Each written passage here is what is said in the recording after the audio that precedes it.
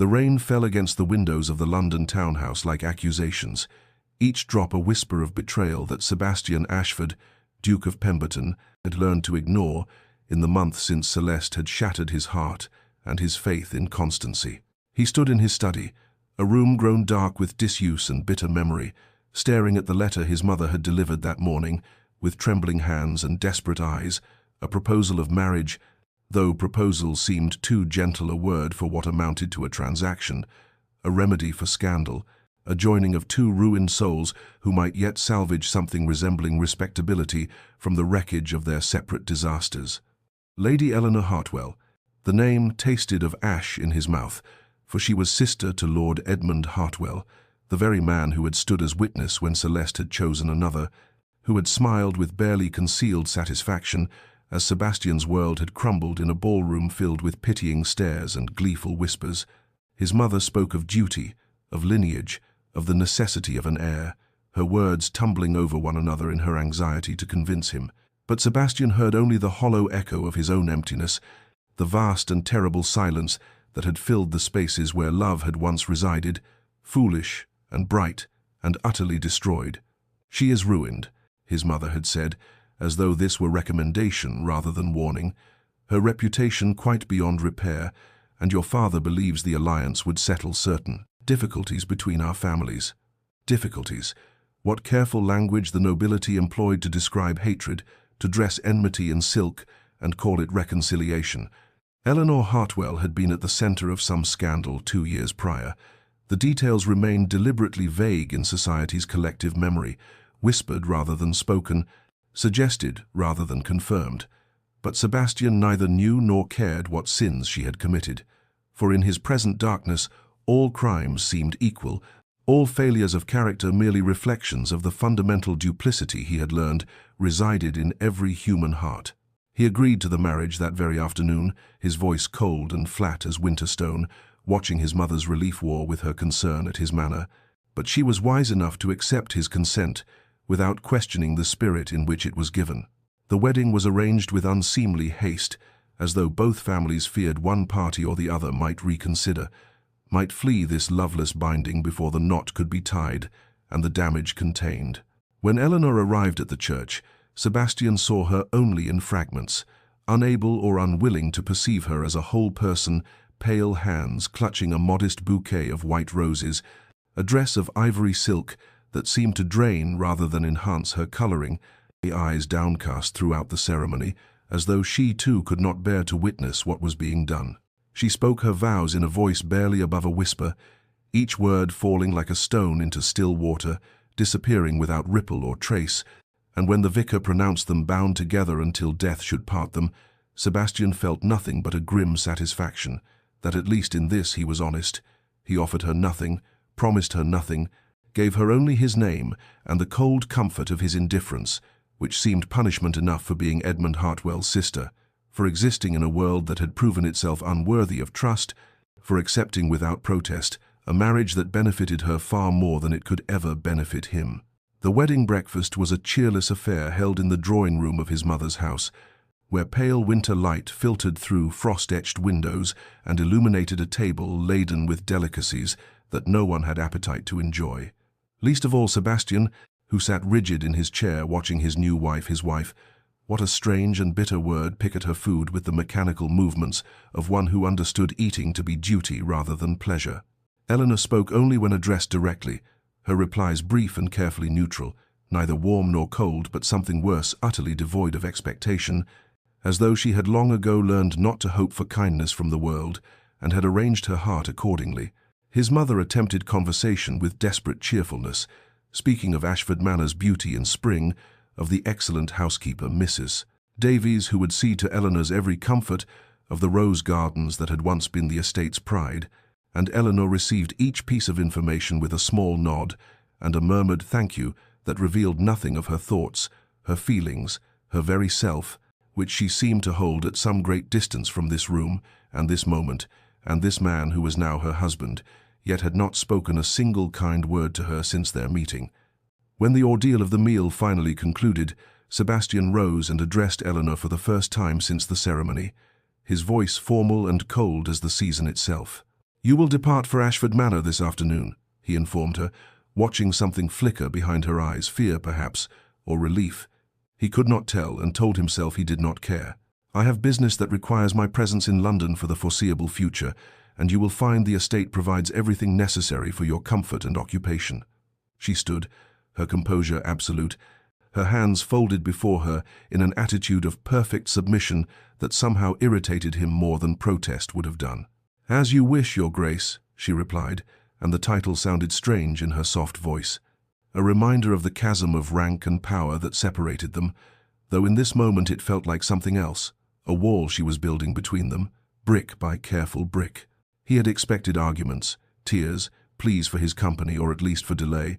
but Eleanor asked for nothing, accepted his decree without the slightest objection, and this puzzled him despite his determination to remain indifferent to her in all things. They parted in the entrance hall an hour later, Sebastian bound for his townhouse and Eleanor for the country, their separate carriages waiting like symbols of the separation that would define their marriage. He watched her enter the coach with the same quiet dignity she had shown throughout the day, her back straight and her expression serene,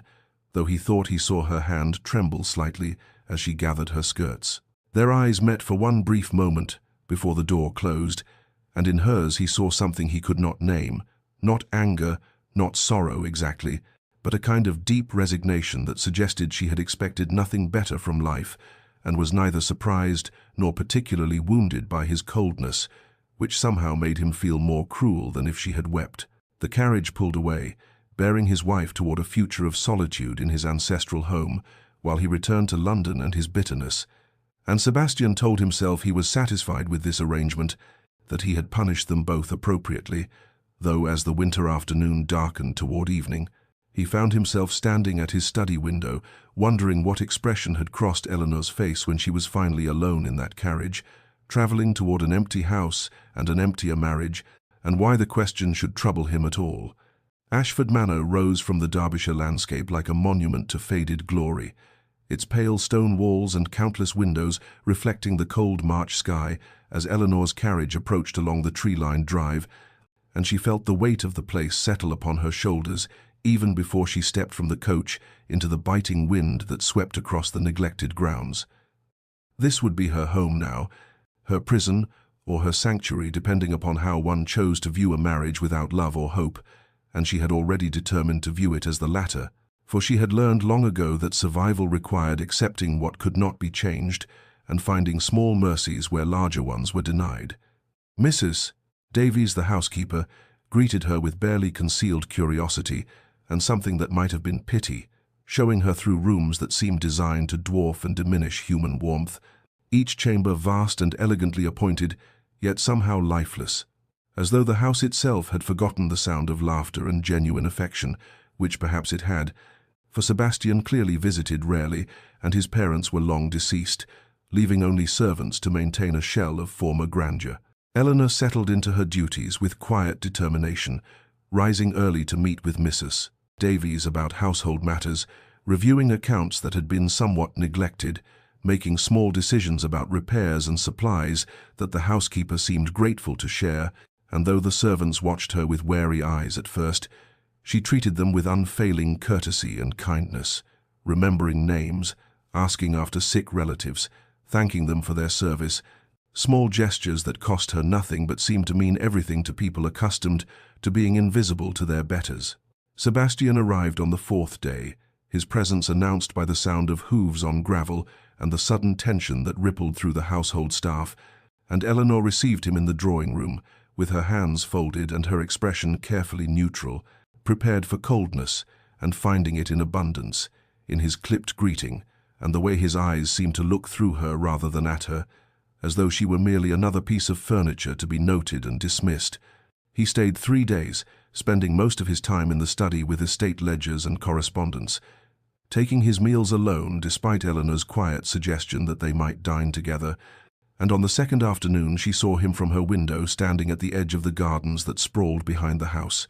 once magnificent, but now overgrown and wild, his hands clasped behind his back, and his shoulders rigid with some emotion. She could not name anger, perhaps, or grief, or simply the bitter satisfaction of a man who had successfully exiled everything that might touch his heart. On the third day, Eleanor ventured into those same gardens with pruning shears borrowed from the groundskeeper, drawn by some instinct toward growing things and the honest labor of cultivation, and she was kneeling among the tangled roses, her hands already scratched and dirty, when she felt rather than saw Sebastian watching from the terrace above, his gaze heavy with what she thought might be disdain, though she could not be certain and told herself it did not matter, that she tended these gardens for herself and not for his approval, though some small traitorous part of her heart wished he might see in this gesture something other than manipulation or performance. He departed the next morning without farewell, his carriage disappearing down the drive as dawn broke pale and cold over the Derbyshire hills, and Eleanor stood at her bedroom window watching him go, wondering if weeks or months might pass before she saw her husband again, and finding herself almost relieved by his absence, even as some deeper part of her mourned the loneliness of this vast house and this hollow marriage, this punishment they both endured for crimes neither had fully committed, though the world had judged them guilty all the same. London in spring should have brought renewal, but Sebastian found only the stale rhythms of club life and empty social gatherings,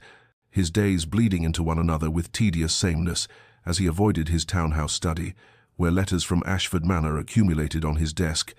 unopened and reproachful in their very existence, for he could not bring himself to read Eleanor's careful reports about tenant concerns and roof repairs and the condition of the south pasture. These mundane details of a life he had exiled her to live alone, while he nursed his bitterness among the gossips and schemers of town. It was at Lady Pemberton's musicale that he first heard Eleanor's name spoken in his presence, two matrons whispering behind their fans with that particular relish society reserved for fallen women, and though he told himself he did not care what was said about his wife, he found himself listening with unwanted attention as they recounted the scandal of 3 years past, how Eleanor Hartley had deliberately seduced Lord Rothmore away from his intended bride, carrying on a shameless affair that destroyed poor Miss Catherine Winter's engagement and drove the young woman to retire to the country in humiliation, how Eleanor had shown no remorse even when confronted, and how only her brother's influence had prevented complete social annihilation, though her reputation never recovered, and no decent man would have her until the Duke of Ashford, recently jilted himself, agreed to the match out of spite or madness or both. Sebastian's hands clenched around his wineglass as he absorbed these details, his hatred for Eleanor crystallizing into something harder and colder than before, for if the whispers were true, and why should they not be, spoken so confidently by women who had witnessed the events themselves, then she was exactly as duplicitous and heartless as her brother, a creature who destroyed others' happiness without conscience, and he felt vindicated in his cruelty toward her, justified in leaving her isolated at Ashford Manor, where she could harm no one else with her machinations. The weeks passed slowly, spring surrendering to summer's heat, and then to autumn's melancholy, and still the letters came from Derbyshire, with their neat handwriting and careful accounting of estate business. The harvest had been good. The new tenants in the West Cottage were settling well. Mrs. Davies sent her regards and hoped his Grace was in good health, and Sebastian never once took pen in hand to respond, telling himself that silence was answer enough, that Eleanor deserved nothing from him, not even the courtesy of acknowledgement, though sometimes late at night when wine loosened the tight control he maintained over his thoughts, he wondered what she did in that vast house with no company but servants, whether she was lonely or content, whether she thought of him at all or had simply accepted his absence as she seemed to accept everything else, with that maddening composure that suggested either supreme indifference or something else entirely, something he could not name and refused to examine. Autumn arrived with its usual pageant of gold and crimson, and Sebastian stood at his study window, watching leaves scatter across the London street below, feeling an inexplicable melancholy settle over him like the season itself, a sense of something lost or wasted or simply passing beyond recall. And he thought despite himself of Ashford Manor in autumn, how beautiful the grounds must be with the ancient oaks turning colour and the evening light slanting across the Derbyshire hills, and whether Eleanor walked those paths alone, watching the same sunset he now observed from this different world,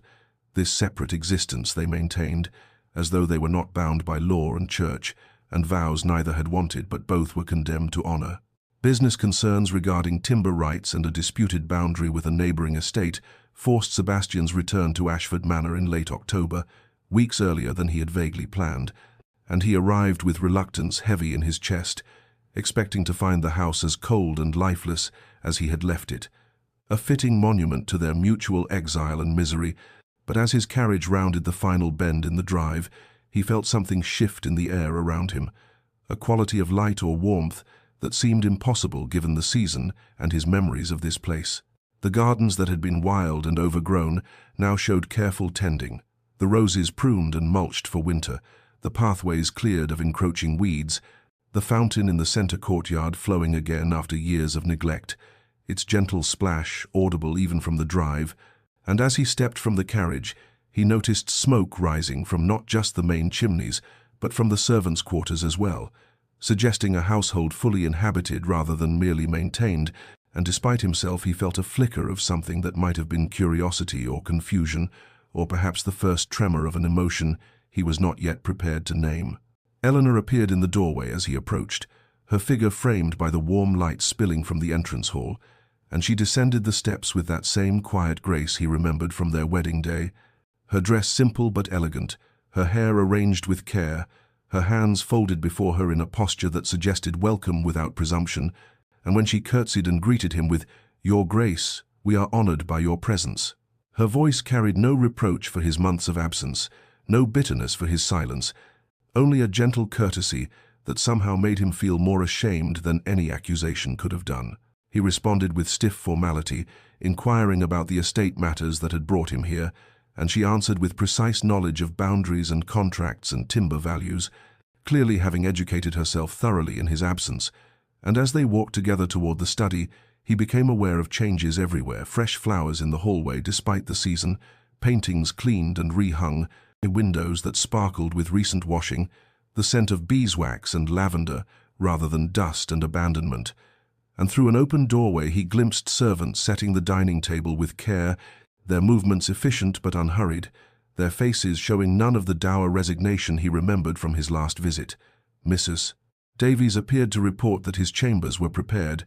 and the warmth in her greeting of Eleanor, the way she sought her mistress's eye for approval before speaking to him, told Sebastian more clearly than words that something fundamental had shifted in this household, that Eleanor had somehow won the servants' loyalty and affection in the months of his absence, and he found himself both impressed and oddly unsettled by this evidence of her capability, her quiet strength, for it contradicted the image he had constructed of her as a manipulative creature deserving of punishment and isolation. That evening at dinner, served in the smaller family dining room rather than the formal hall, Eleanor maintained conversation about estate matters with informed intelligence, asking his opinion on improvements she had considered, deferring to his authority while making clear she had already given these questions considerable thought,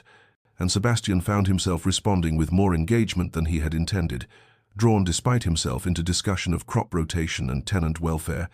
and when he made some comment about the transformed gardens, she simply said, "The roses needed attention, and I found the work restorative," her eyes meeting his with that same unfathomable calm that had always both frustrated and intrigued him, and he realized with uncomfortable clarity that whatever punishment he had intended to inflict by leaving her here, she had somehow turned this exile into something else entirely, something that looked almost like contentment, and her unchanged gentleness toward his coldness, her refusal to be diminished by his cruelty, disconcerted him more than any tears or recriminations ever could have done. Sebastian found sleep elusive that first night back at Ashford Manor, his mind restless with observations that refused to settle into the neat categories of judgment he had constructed, and when he finally abandoned his bed in the grey hours before dawn, he wandered the silent corridors until he found himself drawn to the library by the soft glow of candlelight spilling beneath its door, and upon entering he discovered Eleanor curled in the window seat with a book, her profile illuminated by the pale light of approaching morning, her hair loose around her shoulders in a way he had never seen, and something about the unguarded quality of her posture, the way she bit her lower lip in concentration, made him hesitate in the doorway like an intruder upon a private moment. Though this was his own house and she merely his unwanted wife, she looked up at his presence, startled but not displeased, and he found himself making some awkward comment about early rising, to which she replied with gentle humor that she had always preferred dawn's quiet to any other hour, and as he moved deeper into the room, selecting a book at random to justify his presence, he noticed details he had somehow missed before. The way her hands, though elegant and fine-boned, bore the calluses and slight roughness of someone who worked with soil and thorns, the ink stains on her fingers suggesting she did more than simply dictate correspondence to secretaries, the simple practicality of her morning dress, chosen for comfort rather than display, and these small evidences of her actual life, the one she lived when he was not there to observe and judge,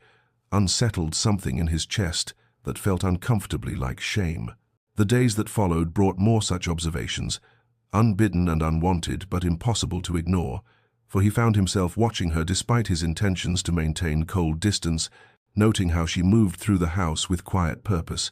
how she paused to speak kindly to old Mrs. Davies about her rheumatism and asked young Thomas the footman about his mother's illness, how she never demanded service but requested it with a courtesy that made the servants eager to please her, and Sebastian realized with growing discomfort that Eleanor had somehow become the heart of this household in his absence,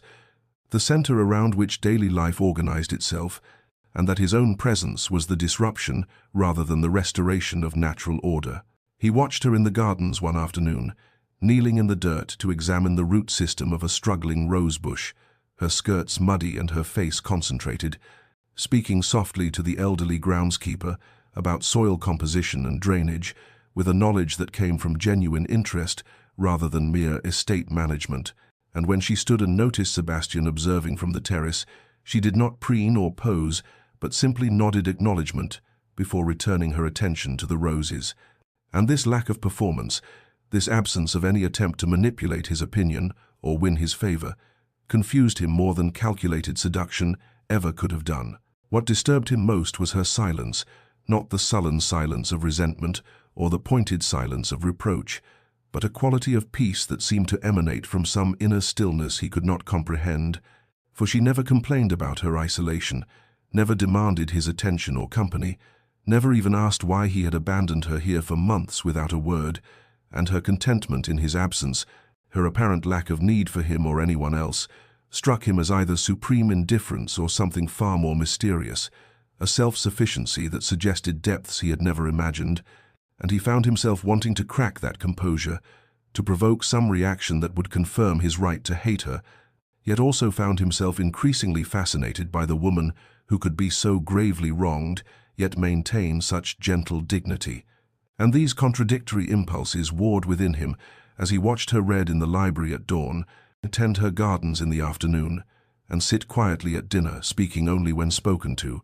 her very peacefulness becoming a kind of reproach to his own turbulent bitterness, though she never intended it as such, and Sebastian began to realize with growing unease that his interest in Eleanor was transforming from the cold scrutiny of an enemy to something altogether more dangerous, something he was not yet prepared to acknowledge or name. The tension that had been building between them for days finally erupted on the 5th evening of Sebastian's stay, during what had begun as another quiet dinner in the family dining room, the air thick with unspoken words and the weight of observations neither acknowledged, and Sebastian, disturbed by his own growing fascination with Eleanor and seeking perhaps to restore the comfortable certainty of his hatred, found himself remarking with calculated cruelty that it must be pleasant for her to play mistress of such a grand estate, given that her scandal had surely destroyed any hope she might have harbored of finding a respectable situation, and the words hung in the air between them, like poison, his voice carrying that particular edge of contempt he had perfected in London drawing-rooms, designed to wound and diminish, and for the first time since their wedding day, Eleanor's careful composure fractured visibly before him. He saw it happen in increments that felt both instantaneous and achingly slow, the way her hand trembled slightly as she set down her wine-glass, the sudden rigidity in her spine and the color draining from her already pale face. But most devastating was what he glimpsed in her eyes in that unguarded moment, a flash of such raw pain that it struck him like a physical blow, not the pain of pride wounded or vanity offended, but something far deeper and more terrible, the pain of someone who had endured this particular cruelty so many times that each new instance reopened old wounds rather than creating fresh ones. And in her eyes he saw not anger or indignation, but a kind of weary recognition, as if she had known all along that his tentative softening toward her would eventually give way to this, the inevitable reassertion of his judgment and contempt. She rose from her chair with a grace that seemed to cost her considerable effort, her movements careful and contained, as though she feared falling apart if she relaxed her rigid control even slightly, and when she spoke her voice was barely above a whisper, carrying none of its usual gentle warmth, but rather a hollow quality that suggested something vital had been extinguished within her. "Forgive me, Your Grace, I find I am unwell this evening," she managed, the formal address a retreat into the safety of protocol, and she curtsied with mechanical precision before turning toward the door, and Sebastian sat frozen in his chair, watching her straight back and measured steps, and felt something twist painfully in his chest, a sensation entirely unfamiliar and deeply unwelcome, something that might have been guilt or regret or the first stirring of genuine remorse, though he fought against naming it even as it spread through him like ice water in his veins. He remained at the table long after she had gone, the food growing cold before him, the candles burning lower, wrestling with emotions he could not fully comprehend, telling himself that she deserved his contempt, that her scandal justified any cruelty he might inflict, yet finding these familiar arguments suddenly hollow and unconvincing in the face of what he had seen in her eyes, and when he finally rose and walked through the darkened house,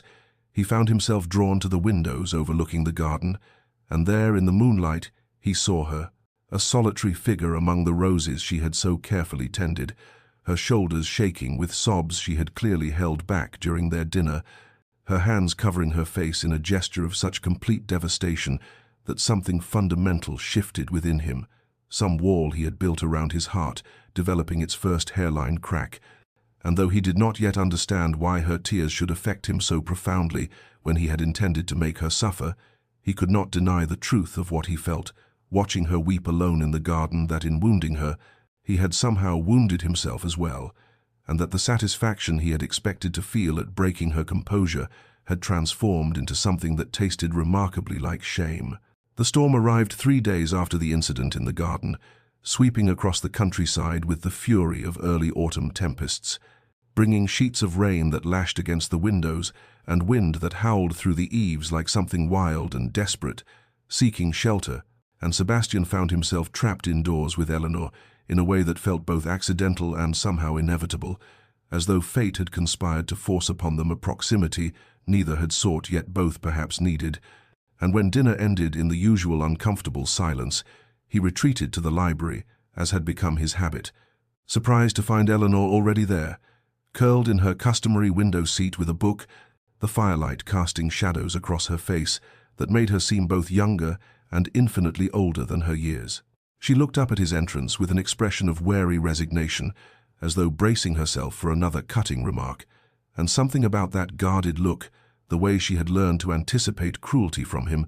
made Sebastian feel a fresh wave of that unfamiliar shame, and instead of retreating or attacking, he found himself moving to the sideboard where brandy waited, pouring 2 glasses with hands that trembled slightly, and crossing to offer her one in what felt like a tentative gesture towards something he could not yet name, perhaps truce, or perhaps merely acknowledgement of the strange tension that had been building between them, like the atmospheric pressure before the storm. Eleanor accepted the glass with visible surprise, her fingers careful not to touch his as she took it, and they sat in silence for a long moment, the only sounds the crackling fire and the rain beating against the windows, until Sebastian, emboldened by the brandy warming his throat and the strange intimacy created by the storm's isolation, found himself asking the question that had haunted him since witnessing her tears in the garden: why had she accepted this marriage, this punishment disguised as duty, when surely she could have refused, fled to distant relations, found some other path than this living imprisonment with a man who despised her? Eleanor was quiet so long he thought she might not answer, her eyes fixed on the amber liquid in her glass, as though it might contain some script for this unexpected conversation, and when she finally spoke her voice was low and careful, each word chosen with the precision of someone navigating treacherous ground, and she said that duty was perhaps a simpler answer than the truth, and that family sometimes demanded sacrifices that made little sense to those outside the situation, that she had learned long ago that her own desires mattered less than the greater good, whatever that might mean. And there was something in the way she spoke, a hidden depth beneath the surface politeness that suggested layers of meaning Sebastian could not quite grasp. Secrets embedded in her careful phrasing like messages written in invisible ink. He pressed her gently, made reckless by wine and the strange confessional atmosphere the storm had created, asking what she could possibly owe her family that would justify this exile and this marriage to a man who had made no secret of his contempt. And Eleanor's composure wavered again as it had at dinner days before, but this time instead of fleeing she met his eyes directly, and he saw in them such complicated emotion, pain and defiance, and something that might have been a terrible tenderness that his breath caught in his throat. And she said simply that sometimes protecting those we care about requires sacrifices others cannot understand, that reputation was a small price to pay for preventing greater harm. And though her words were still guarded, still careful, Sebastian heard in them the suggestion of some larger truth, some mystery that connected her scandal and her willing acceptance of this marriage in ways he had never considered, and the thought that there might be more to her story than the simple narrative of disgrace and punishment unsettled everything he thought he knew. The conversation ended abruptly when thunder crashed so close it shook the windows, making Eleanor startle, and Sebastian found himself moving toward her instinctively, some protective impulse overriding his habitual coldness,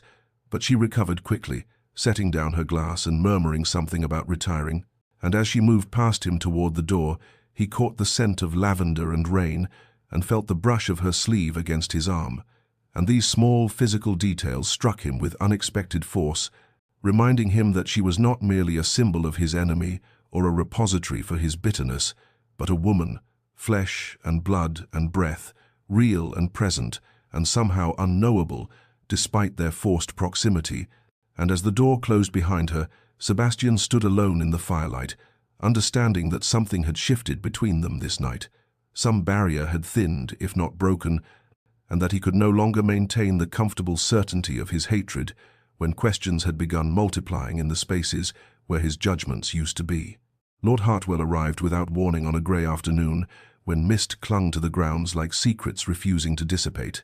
his carriage thundering up the drive with an urgency that sent servants scattering and brought Sebastian from his study with a scowl already darkening his features, for of all the people who might appear at Ashford Manor, Eleanor's brother was perhaps the least welcome, the man whose machinations Sebastian blamed for much of his current misery, whose very name carried the bitter taste of betrayal and ruined trust. And as Sebastian watched the footman help Hartwell from the carriage, he braced himself for confrontation, for demands or accusations, or whatever game the man had come to play. But what he did not expect was his own reaction when Eleanor appeared in the entrance hall, summoned by the commotion, and he saw her face drain of color at the sight of her brother, saw something that looked remarkably like fear flash across her features before she composed herself with visible effort. Hartwell embraced her with a familiarity that made Sebastian's jaw tighten, speaking of family duty and concern for her welfare in tones that rang false to Sebastian's ears, and throughout the strained greetings and the awkward procession to the drawing-room, Sebastian found himself watching Eleanor with new attention, noting how she held herself rigid in her brother's presence, how she positioned herself subtly closer to Sebastian than to Hartwell, how her responses to her brother's questions were even more guarded than her usual careful speech, as though she were navigating particularly dangerous waters and feared saying anything that might capsize the fragile boat of civility. The visit stretched through tea and into early evening, Hartwell making conversation that seemed designed to remind Sebastian of old grievances, mentioning mutual acquaintances from London, touching lightly on the scandal that had ruined Eleanor's reputation with a casualness that made her flinch. And through it all, Sebastian felt a growing wrongness about the entire situation, a sense that something fundamental did not align with his assumptions about Eleanor's relationship with her family. And when Hartwell suggested speaking privately with his sister, Eleanor's hand trembled so violently that tea sloshed over the rim of her cup, and without thinking, Sebastian found himself saying coldly that anything Lord Hartwell wished to discuss with the Duchess could be said in her husband's presence, surprising himself with the protectiveness in his own voice, the way he claimed Eleanor as his in that moment, not as property, but as someone under his guardianship, someone he would shield from whatever threat Hartwell might represent. The tension in the room became almost unbearable, Hartwell's eyes narrowing as he studied Sebastian with what might have been calculation or concern, and Eleanor sat frozen between them, her face pale as parchment, her breathing shallow, and Sebastian realized with a jolt that she was not seeking her brother's protection or comfort, but rather seemed to be protecting Sebastian from him, positioning her slight form as though to intercept whatever blow might fall, and this realization struck him with the force of revelation, upending yet another assumption about the woman he had married, suggesting depths and complications to her story that he had never imagined in all his bitter certainty about her guilt and unworthiness. When Hartwell finally departed as darkness fell, making vague promises to call again soon that sounded more like threats than courtesies, Eleanor remained standing in the entrance hall long after the carriage disappeared down the drive, her arms wrapped around herself as though she were cold, despite the warmth of the fires burning throughout the house, and when Sebastian approached her carefully, uncertain what to say or do, she turned to him with eyes that held such relief and gratitude that it took his breath away. And she whispered simply, "Thank you for not leaving me alone with him." And in those words, Sebastian heard confirmation of something he had begun to suspect, that Eleanor's relationship with her brother was not one of affection and alliance, but something far more complex and troubling, and that perhaps the enemy he had believed her to be in league with was actually someone from whom she herself needed protection, and this possibility, barely formed and still frightening in its implications, lodged in his mind like a seed that would inevitably grow into questions he could no longer avoid asking, doubts about everything he thought he knew, not just about Eleanor, but about the entire web of betrayal and scandal that had brought them to this strange marriage, and this punishment that was beginning to feel less like justice and more like mystery. The days following Hartwell's departure passed in uneasy quiet, Sebastian finding himself unable to shake the strange protectiveness he had felt toward Eleanor or the questions her fear of her own brother had raised, and seeking distraction from these uncomfortable thoughts, he retreated to his study, where estate business waited, sorting through correspondence and accounts that had accumulated during his absence from London. But it was while searching for a particular contract in the lower desk drawer that his hand brushed against a bundle of letters he had forgotten, correspondence from years past that he had shoved away after his broken engagement, too painful to destroy yet too bitter to reread, and now something compelled him to pull them out, to unfold pages yellowed slightly with time, and as he began reading through the letters exchanged between himself and his former fiancée, between various society acquaintances discussing the scandal that had destroyed his planned marriage, Eleanor's name leaped from the pages with a frequency that made his pulse quicken. References to Lady Eleanor Hartwell's involvement in exposing the affair, mentions of her presence at crucial moments, suggestions that she had deliberately sabotaged his happiness out of some alliance with her brother, and Sebastian felt his old hatred reigniting like embers stirred to flame, the anger he had been questioning suddenly given fresh fuel by these written proofs of her guilt, except that as he read more carefully, forcing himself to note dates and sequences rather than simply absorbing accusations, inconsistencies began emerging like cracks in a smooth surface.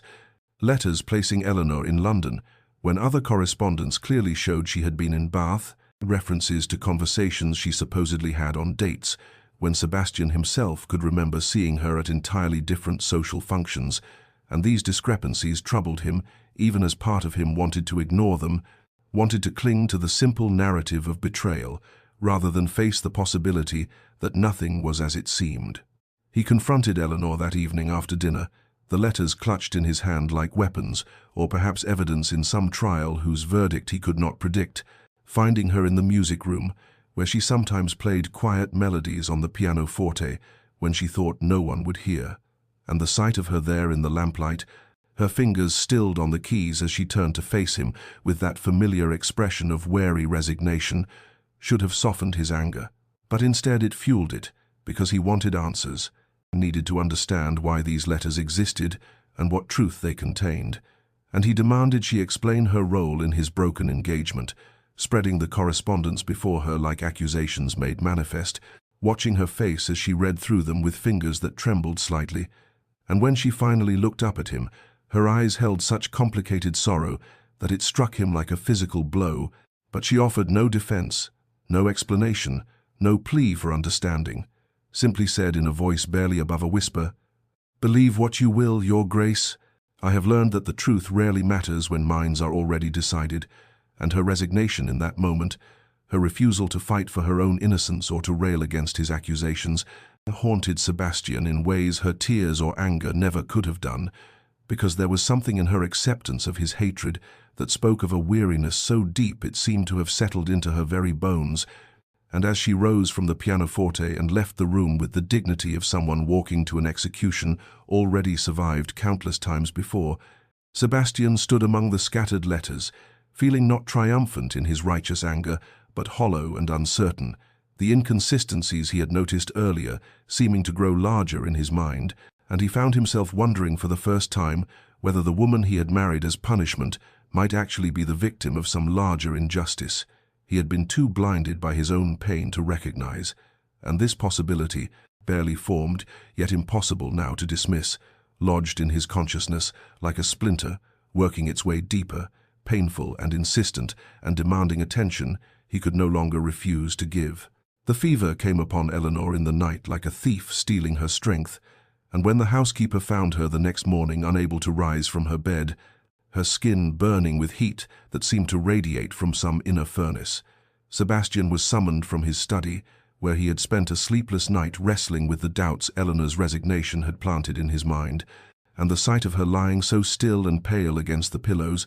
her usual quiet composure replaced by the helpless vulnerability of illness, struck him with unexpected force, sending him immediately for the physician, despite the early hour and the distance the doctor would need to travel from the village. And in the hours while they waited, Sebastian found himself unable to leave Eleanor's side, sitting in the chair beside her bed with a vigilance that surprised the servants who brought cool water and fresh linens,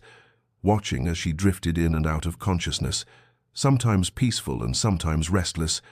her fever climbing as the day wore on, until she began to murmur words that made no sense, fragments of sentences that seemed pulled from dreams or memories, and it was these delirious utterances that began to chip away at the foundation of Sebastian's certainty about her guilt. For in her fever, she spoke of protecting someone, whispered apologies that seemed directed at him, though she did not say his name, murmured something about terrible choices and sacrifices that had to be made,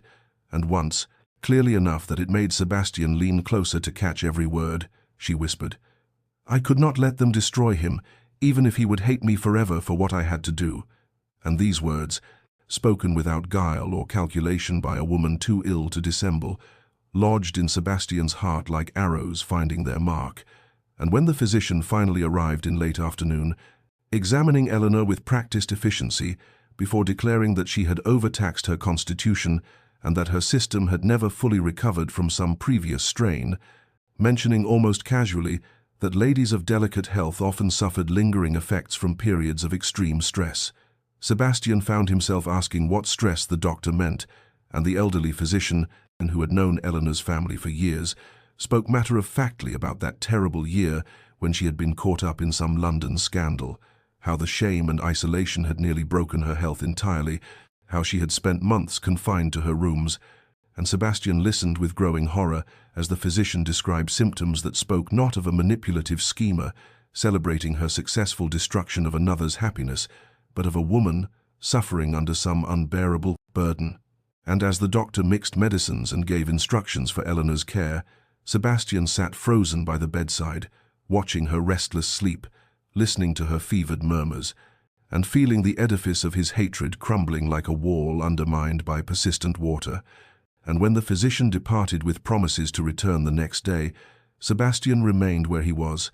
unable to leave despite the lateness of the hour, and through the long night he kept vigil beside his wife, bathing her forehead with cool cloths when the fever spiked, holding her hand when nightmares made her cry out, and listening to every word she spoke in her delirium, each fragment adding to the picture forming in his mind of a woman who had suffered greatly for reasons he did not yet understand, a woman whose resignation and silence might not be guilt at all, but rather the exhaustion of someone who had already paid too high a price for sins she perhaps had never committed. And as dawn broke pale and cold through the bedroom windows, Sebastian looked at Eleanor's sleeping face, still flushed with fever but peaceful now, and knew with sudden certainty that he had been terribly, catastrophically wrong about her, though he did not yet know the full truth of how wrong or why. only that the punishment he had inflicted on this innocent woman was a cruelty he could barely comprehend, and the weight of that realization settled on his shoulders like a mantle of lead, heavy with implications he would have to face when she recovered. If she recovered, and that terrible if sent him reaching for her hand again, holding it as though he could anchor her to life through sheer force of will, this woman he had married to punish, but who seemed instead to have been punished enough for both of them. Eleanor's recovery came slowly, like spring reluctant to displace winter, the fever breaking on the third day but leaving her weak and pale, confined to her bed for nearly a week while her strength gradually returned, and through all of it, Sebastian remained closer than propriety or their history would have suggested, finding excuses to check on her recovery, bringing books from the library he thought might interest her, sitting in the chair by her window while she rested. And this unexpected attentiveness confused Eleanor almost as much as it confused Sebastian himself, for neither could quite name what had shifted between them during those fever-dark days, only that some barrier had crumbled, leaving them tentative and uncertain in unfamiliar territory, and their conversations, which had always been either coldly formal or weighted with unspoken tensions, began to flow more naturally, less guarded, as though Eleanor's illness had given them permission to speak as two people rather than as punishment giver and punished. On the afternoon, Eleanor was finally strong enough to sit in the small parlor adjoining her bedroom. Sebastian brought tea himself, rather than summoning a servant, and they sat together in the pale sunlight, streaming through lace curtains, the silence between them no longer hostile but almost companionable, and Eleanor, perhaps emboldened by weakness, or perhaps simply tired of the careful distance they had maintained, began speaking of her love for Ashford Manor, how the estate had become a sanctuary for her in ways she had not expected, how she had found peace in the gardens and the quiet rhythms of country life. And Sebastian listened with an attention that was new, really listened rather than waiting to find fault or dismiss her words, and he heard in her descriptions of solitude not the contentment of someone who preferred isolation, but the resigned acceptance of someone who had learned to make peace with loneliness, and something in this realization made him share in return, tentatively at first and then with growing ease, memories of his mother who had loved these same gardens, who had taught him the names of flowers and shown him how to coax beauty from reluctant soil, and Eleanor's face softened as he spoke, her eyes brightening with interest and something that might have been tenderness, and she asked gentle questions that drew out more memories, and Sebastian found himself speaking of things he had not voiced in years, the grief of losing his mother young, the pressure of becoming duke before he felt ready, the loneliness of carrying a title that set him apart, even from those who claimed friendship, and in sharing these pieces of himself, he felt something loosening in his chest, some tightness he had carried so long he had forgotten it was there. The days that followed settled into a new pattern, Sebastian finding reasons to remain at the manor rather than returning to London, joining Eleanor for meals that stretched longer as their conversations deepened, walking with her through the recovering gardens where autumn was painting the leaves in shades of amber and gold, and in these walks their proximity increased incrementally, their shoulders nearly touching as they examined a late-blooming rose, hands brushing accidentally when both reached to open a gate, lingering glances caught and held for moments that stretched like honey in sunlight, and neither acknowledged these small intimacies directly, but both felt them, the air between them charged with possibilities neither quite dared to name. And Sebastian noticed things he had been too angry to see before, the grace in Eleanor's movements, despite her lingering weakness, the intelligence in her observations about the estate and the world beyond it, the kindness that seemed as natural to her as breathing, and he found himself watching her when she was absorbed in reading or tending to correspondence, studying the curve of her cheek in lamplight, the way her fingers moved across pages, the small smile that sometimes touched her lips when she thought herself unobserved. And these observations stirred something in him that felt dangerously close to admiration, perhaps even the first fragile shoots of something deeper, though he could not yet bring himself to examine that possibility too closely, still weighted by the guilt of how he had treated her and the growing suspicion that everything he had believed about her was built on foundations of sand and lies. Sebastian found Eleanor in the garden as twilight descended like a silk veil over Ashford Manor, the sky painted in shades of amber and rose that seemed to set the world ablaze with gentle fire, and she stood among the late-blooming roses she had coaxed back to life, her figure silhouetted against the dying light in a way that made his breath catch unexpectedly in his chest. And something in that golden hour, in the way the fading sun caught the copper threads in her dark hair and softened the lines of weariness that lingered from her illness, gave him a courage he had not possessed before, a sudden, desperate need to understand the woman he had married in anger and was only now beginning to truly see, and he approached quietly across the gravel path, his footsteps announcing his presence, and when she turned to face him, there was surprise in her eyes, but no fear, only a kind of patient, waiting as though she had known this moment would come eventually. And Sebastian stopped a few paces away, close enough to see the way the twilight reflected in her eyes, close enough to notice the slight trembling in her hands as she lowered the garden shears she had been holding. And for a long moment neither spoke, the air between them heavy with all the words they had not said, all the questions that had accumulated like snow on winter branches. And finally Sebastian broke the silence with a gentleness that felt foreign on his tongue, asking not accusingly but with genuine desire to understand why she had accepted this marriage, what had truly happened in that terrible year everyone whispered about, what burden she carried with such quiet resignation. And Eleanor's composure, which had remained intact through his coldness and his cruelty, through illness and isolation, wavered now in the face of his unexpected tenderness, her eyes filling with tears that caught the fading light like diamonds, and she turned slightly away as though to hide this vulnerability. Her voice, when she finally spoke, barely above a whisper, as she confessed that she had been so very lonely, that the choices she had made were for reasons she could not fully explain, that sometimes protecting those we care for requires sacrifices that others can never understand or forgive, and there was such pain in her words, such depths of suffering carefully concealed beneath years of practiced composure,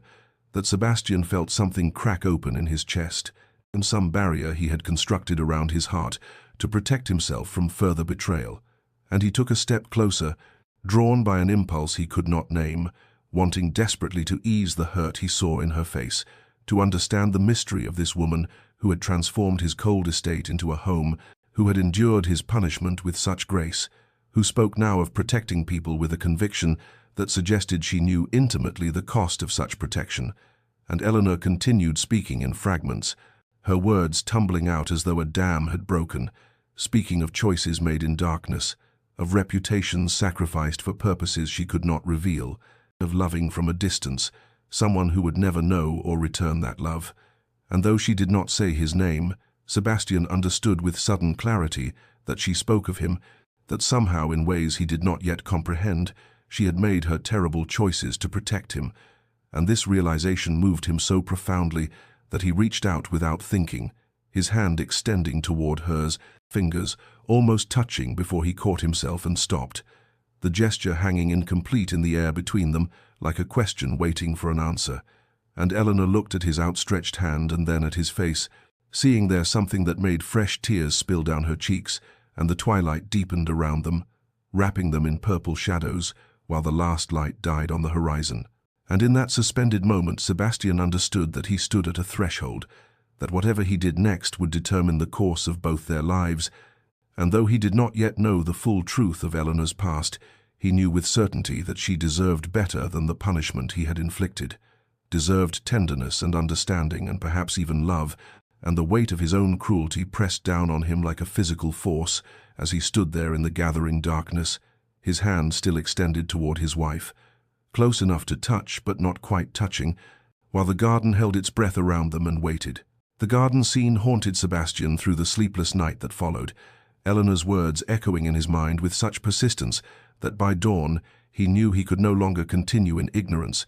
could no longer accept the convenient narrative he had constructed to justify his cruelty. And so he departed for London that very morning with barely a word to Eleanor beyond a terse explanation of urgent business, though in truth the only urgency was the desperate need gnawing at his conscience, the growing certainty that he had built his hatred on foundations he had never properly examined. And the journey to London felt interminable, each mile weighted with impatience and a fear he could not quite name, the fear perhaps that investigating too deeply would confirm his worst assumptions about Eleanor, or worse still, reveal truths that would make his treatment of her utterly unforgivable. And upon reaching his townhouse he wasted no time on rest or refreshment, but immediately began the work of investigation, pulling out old correspondence and society columns from that terrible season, 3 years past, when his engagement had ended in such spectacular public humiliation.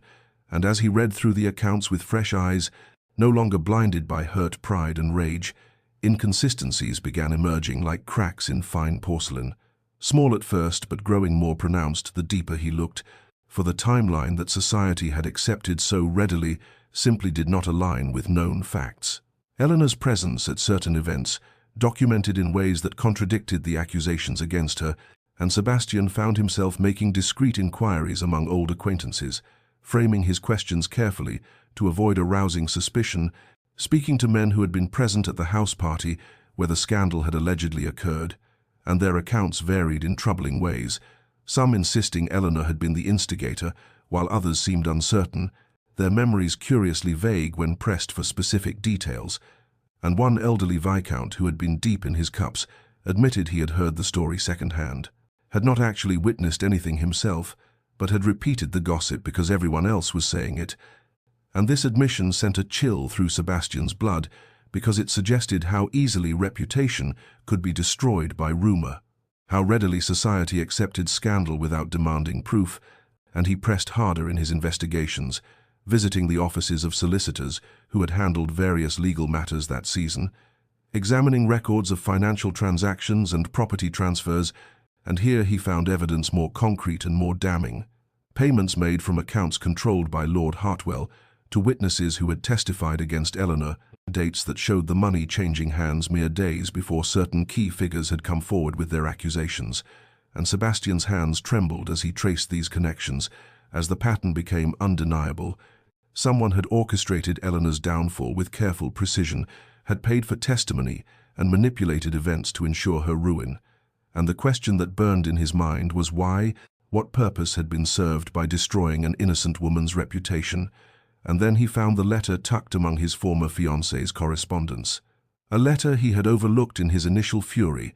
written in Lord Hartwell's distinctive hand, and outlining a scheme so audacious it made Sebastian's stomach turn. A plot to use Eleanor's disgrace to force Sebastian into a compromising position that would have cost him not just his pride, but his fortune and his standing. And the letter made clear that Eleanor had somehow discovered the plot and had chosen to become its scapegoat, and had accepted the blame for a scandal she did not create in order to prevent the larger disaster that would have destroyed Sebastian completely. And as this realization crashed over him like a cold wave, Sebastian understood with devastating clarity that Eleanor had sacrificed everything to protect him, had endured years of disgrace and isolation, and his own terrible punishment, all because she had loved him enough to save him from enemies he had not even known he had. And he sat in his study as dawn broke over London. The evidence of Eleanor's innocence and his own blindness spread before him, and wept for the first time since his mother's death. Wept for the cruelty he had inflicted on the one person who had tried to save him, wept for the years of suffering she had endured in silence, and when the tears finally stopped, he knew with absolute certainty that he must return to Ashford Manor immediately, must face Eleanor with the truth he had discovered, and beg whatever forgiveness she might grant him, though he feared no forgiveness could ever be sufficient for what he had done. Sebastian spent the following day piecing together the full scope of the conspiracy with the methodical precision of a man building a case that would condemn his own past judgment, and what emerged from the scattered evidence was a picture so clear and so damning that he wondered how he could have been so blind, how pride and wounded vanity had obscured truths that now seemed painfully obvious, for the scheme had been elegant in its cruelty, constructed by Lord Hartwell and Sebastian's former fiancée, Lady Catherine, with the specific intention of manipulating him into a marriage that would have given them control of his substantial fortune through a series of legal maneuvers disguised as settlements and protections, and Eleanor had somehow discovered their plot, had learned through her brother's careless correspondence left unattended in their family home about the trap being laid for Sebastian, and she had made a choice that still staggered him in its selflessness, and had deliberately inserted herself into the scandal at the house party that was meant to compromise. Sebastian had taken upon herself the blame for impropriety with Lord Weston, a man who had been paid handsomely by Hartwell to play his part, and by becoming the scandalous figure herself, she had deflected attention from the real conspiracy. and had made herself so toxic in society's eyes that when Hartwell tried to push through the arrangement that would have bound Sebastian to Catherine through obligation and manufactured debt, Sebastian had refused out of sheer disgust for anything associated with that terrible season, and thus Eleanor's sacrifice had worked, had saved him from financial and social ruin, though it had cost her everything,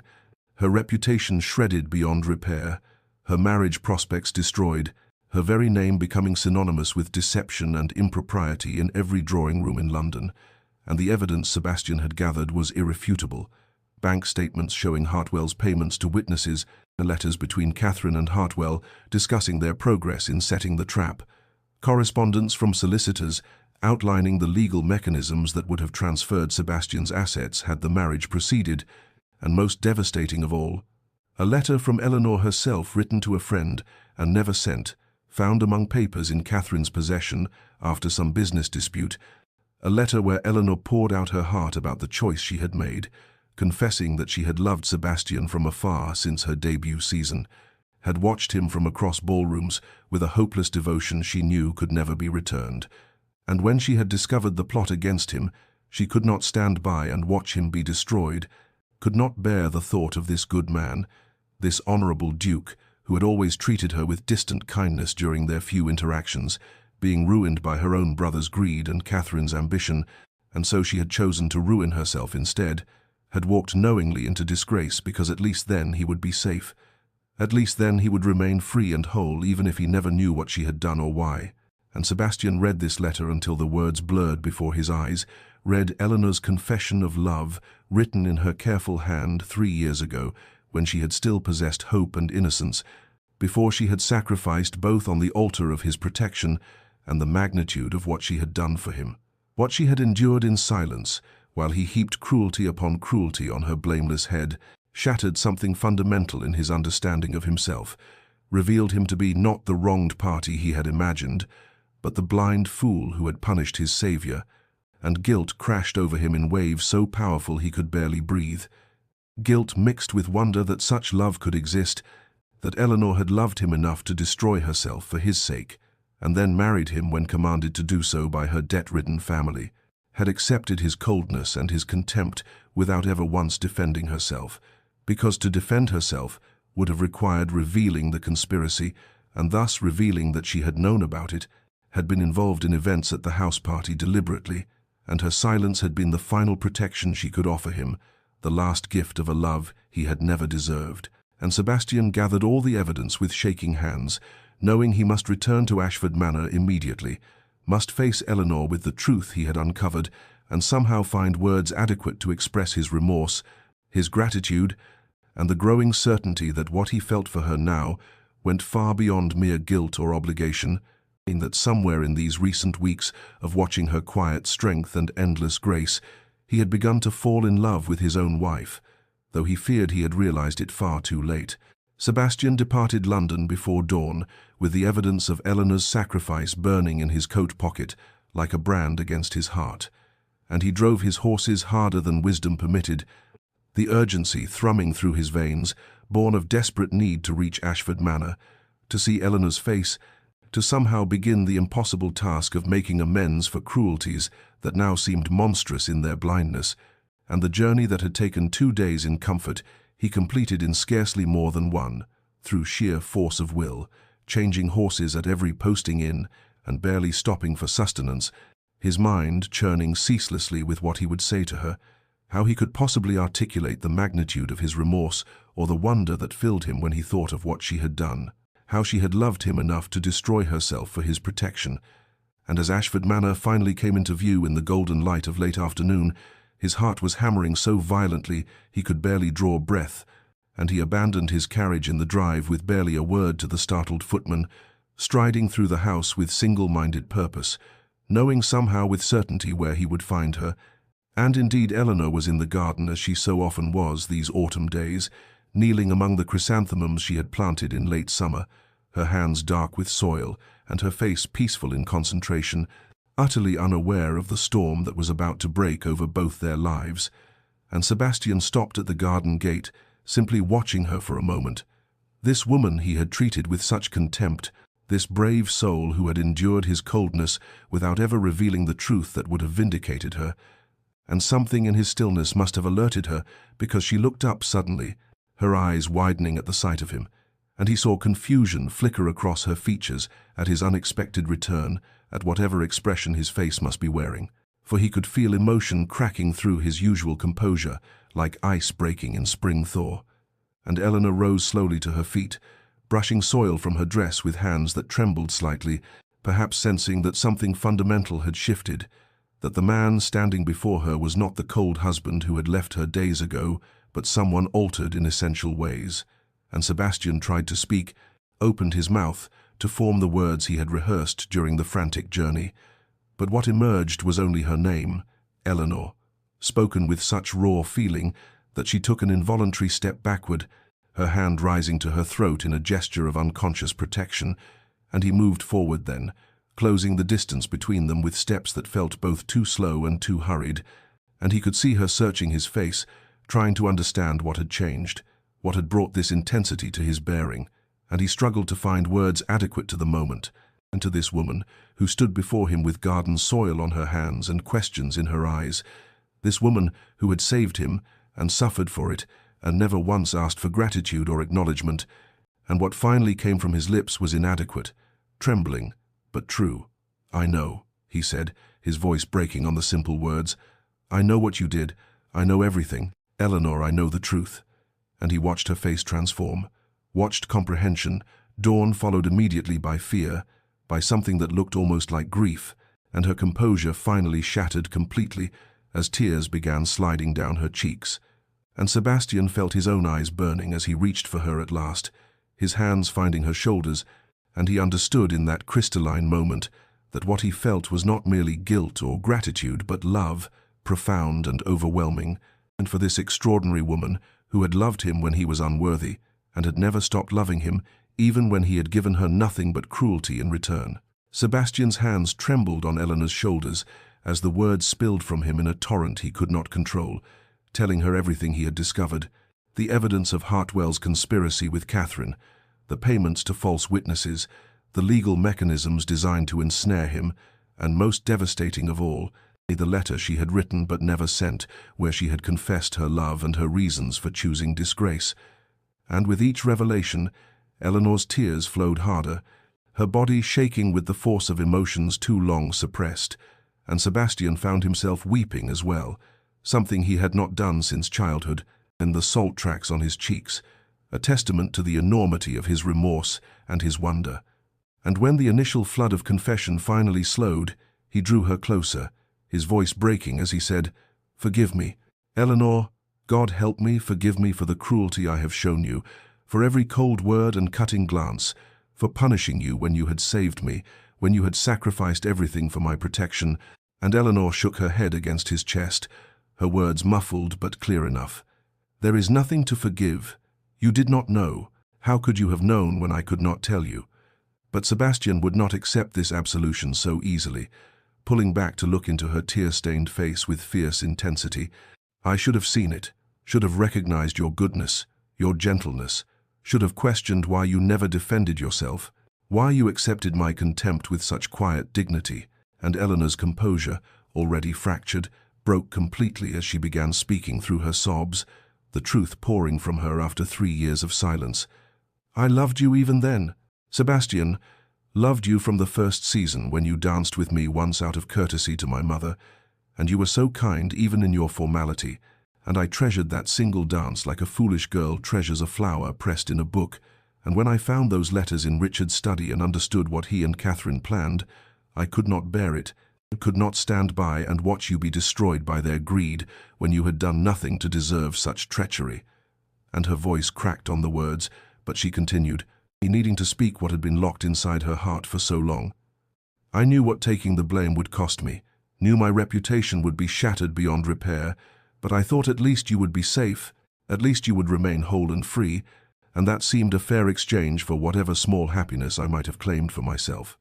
And Sebastian felt his heart breaking and reforming simultaneously as he listened to her confession, understanding now the full scope of her sacrifice and the depths of her love. And he cupped her face in his hands, with a tenderness that would have seemed impossible to him mere weeks ago. "You loved me when I was unworthy of such devotion, when I had given you no reason for such feeling, and you protected me at cost to yourself. And then when fate bound us together, I repaid your sacrifice with nothing but coldness and cruelty." And his voice dropped to a whisper, thick with emotion.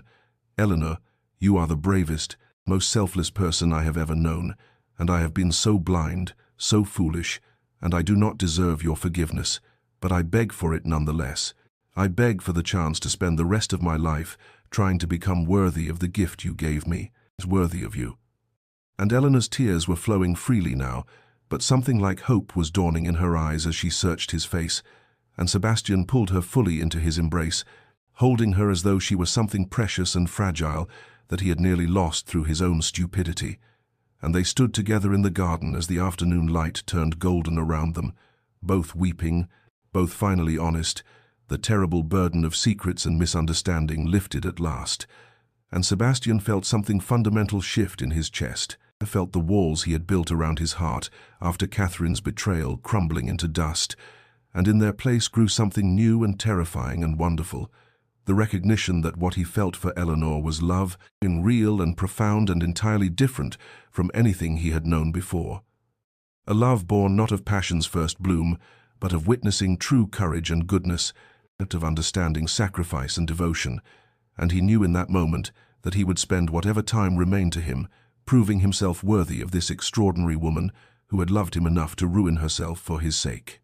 The days that followed the garden confession unfolded with a gentleness that seemed miraculous after so much pain, and Sebastian discovered that courting one's own wife required a delicacy and intentionality he had never employed, even in his youth. For Eleanor had been wounded deeply by his cruelty, and though she had forgiven him, he understood that trust must be rebuilt stone by careful stone, and so he began with small gestures, appearing at breakfast each morning, when previously he had taken his meals in solitude, asking about her plans for the day with genuine interest rather than cold formality, and he noticed how surprise would flicker across her features each time, as though she could not quite believe this transformation was real and lasting. And he persisted, determined to prove through accumulated moments that his change of heart was no temporary sentiment, but a fundamental alteration of his very soul. And flowers began appearing in Eleanor's chambers, not the formal arrangements sent by servants, but smaller bouquets. He gathered himself from the gardens she had restored, roses still damp with morning dew, and late-blooming lavender that filled her rooms with fragrance, and once he found her pressing one of these humble offerings between the pages of a book, and the tenderness in her expression, as she did so, made his heart clench with both joy and renewed remorse for the months he had wasted in blind anger, and their conversations deepened and lengthened, stretching from dinner into the late evening hours as they sat before the library fire, speaking of everything and nothing, of childhood memories and future hopes, of books and philosophy, and the small observations that accumulate into understanding. And Sebastian found himself sharing things he had told no one, the loneliness of his youth after his mother's death, the pressure of ducal responsibilities assumed too young, the way Catherine's betrayal had shattered something fundamental in his ability to trust, and Eleanor listened with such complete attention, such absence of judgment, that he felt pieces of himself that had been frozen beginning to thaw, and she in turn revealed herself slowly, speaking of the isolation of being Richard's sister, of loving their estate even as she recognized her brother's cruelties, of the books that had been her companions through lonely years, and of how she had learned to find peace in gardens and solitude when human connection seemed forever beyond her reach. And as autumn deepened into the first whispers of winter, they walked the grounds together daily, Eleanor showing him the plans she had made for spring plantings, Sebastian listening and offering suggestions and marveling at how natural it felt to stand close to her, their shoulders nearly touching as they examined bare rose bushes, and physical affection crept into their interactions with organic inevitability. A hand at her elbow as they navigated garden paths, his fingers brushing hers as he passed her a book, the way she would straighten his cravat before dinner, with a small smile playing at her lips, and these small touches accumulated into something larger, a current of awareness that ran between them whenever they occupied the same room, and Sebastian found himself watching her constantly, mesmerized by the grace of her movements, the way lamplight caught in her hair, the soft sound of her laughter when something genuinely amused her, and he realized with wonder that he was falling in love with his wife. Not the desperate infatuation he had felt for Catherine, but something deeper and more solid, built on knowledge and respect, and the profound gratitude he felt for her goodness, and Eleanor bloomed under his attention like the gardens she tended, color returning to her cheeks, lightness to her step, and the quiet peace that had characterized her demeanor transformed into something warmer, more radiant, and when their eyes met across the dinner table or in passing through corridors, he could see affection growing there too,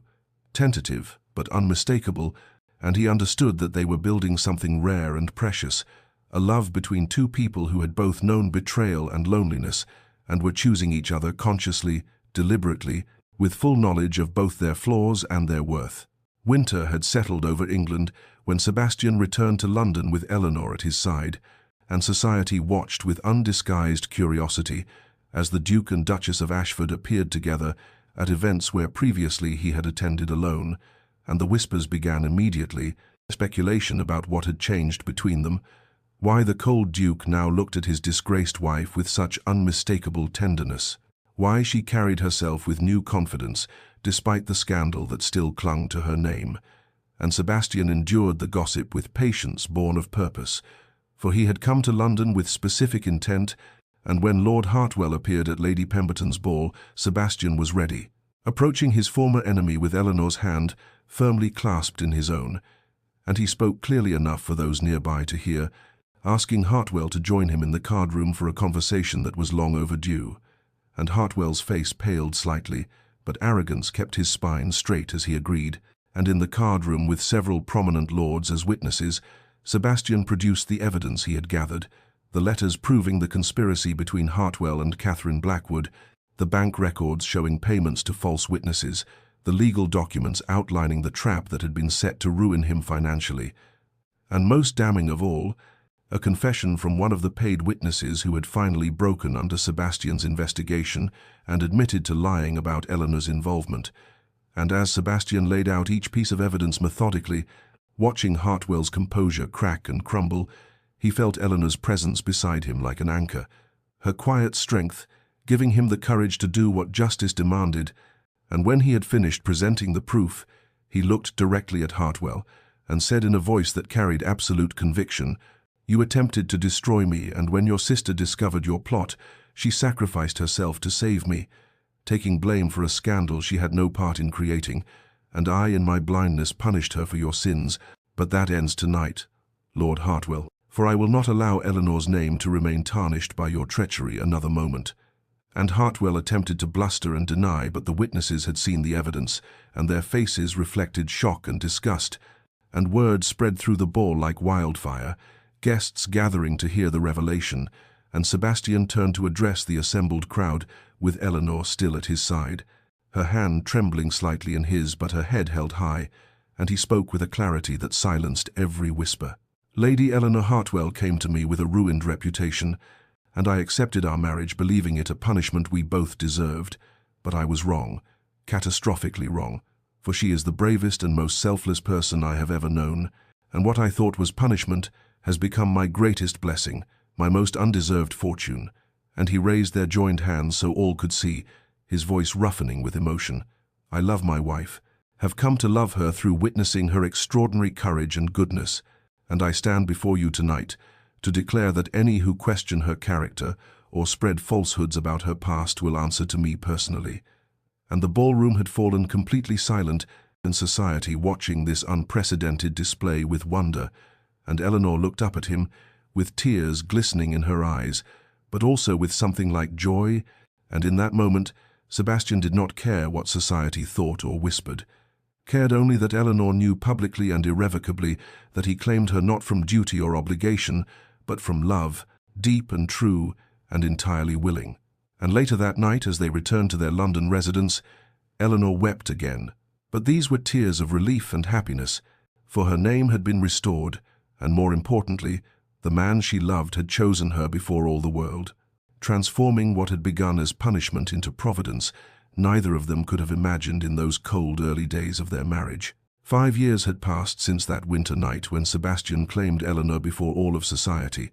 5 years that had transformed Ashford Manor from the cold, austere estate it had been into something alive and luminous, and on this particular spring afternoon, the grounds bloomed with more than just Eleanor's carefully tended gardens, for children's laughter rang through corridors that had once known only silence, and Sebastian stood at the drawing-room window watching his wife in the garden below. Her hair touched with threads of silver now, but her face more beautiful to him than it had been even in their courtship, for it carried the marks of their shared years, the lines of laughter around her eyes, the contentment that softened her features, and beside her tottered their youngest daughter, barely 3 years old, reaching for flowers while their son, nearly 5, raced ahead with the boundless energy of boyhood, and their eldest, a daughter of 7 with her mother's gentle eyes and her father's dark hair, sat reading beneath the old oak tree where Sebastian had once found Eleanor weeping, and the symmetry of it moved him profoundly. How grief and joy could occupy the same spaces, how what had begun in punishment and bitterness had been transformed through patience and grace into this abundance of life and love.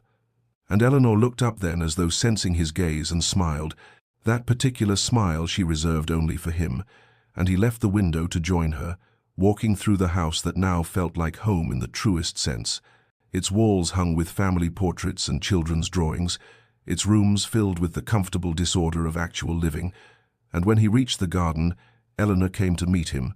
their youngest daughter immediately demanding to be lifted into his arms, and as he held his child and stood beside his wife watching their family, Sebastian felt gratitude so profound it was almost painful, for he had been given something he had not deserved, a second chance at happiness, with a woman whose courage and selflessness had saved him in ways he was still discovering. And that night, after the children were settled and sleeping, Eleanor and Sebastian walked the grounds together, as had become their custom, speaking quietly of the day's small events, of household matters and future plans. And he told her again that he loved her, would tell her every day for the rest of his life, and still feel the words inadequate to express the depth of his feeling, and she leaned against him in the comfortable intimacy of long partnership, and they stood together beneath stars that had witnessed their entire journey, from that bitter beginning to this profound contentment, and the story of the Duke and Duchess of Ashford became the kind whispered in drawing rooms as evidence that transformation was possible, that love could bloom even in the coldest soil if tended with patience and honesty. And dear listener, perhaps you have found yourself in your own winter season, surrounded by circumstances that feel like punishment, unable to see how spring might ever arrive, but consider this truth that Sebastian and Eleanor learned through their suffering and their healing. What appears to be an ending may be a beginning in disguise. What feels like punishment may contain the seeds of providence, and the people we dismiss or misunderstand may prove to be exactly what our wounded hearts require. For love, true love, is not the passionate infatuation of youth, but the conscious choice to see another's worth, to forgive their flaws and honor their courage, to build something solid and lasting from the broken pieces of past pain.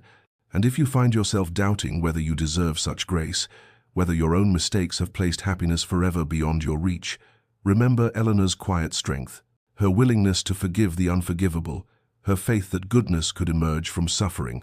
And remember, too, Sebastian's transformation, how even the coldest heart can thaw when touched by genuine love, how pride can give way to humility, how blindness can be cured by patient seeing. And so, as you prepare for sleep, wherever you may be, whatever burdens you carry, may you rest with the knowledge that redemption is always possible, that love can find you even in your darkest winter, that what seems like an ending may be the beginning of something more beautiful than you dared imagine. May your dreams be peaceful, and your tomorrow filled with small mercies. And if this story has touched your heart, if Sebastian and Eleanor's journey has reminded you of love's transformative power, do subscribe to our channel and share this tale with others who might need reminding that spring always follows winter, that punishment can become providence, and that the greatest love stories are often born from the ashes of our deepest pain. Sleep well, dear listener, and may you wake to gardens blooming.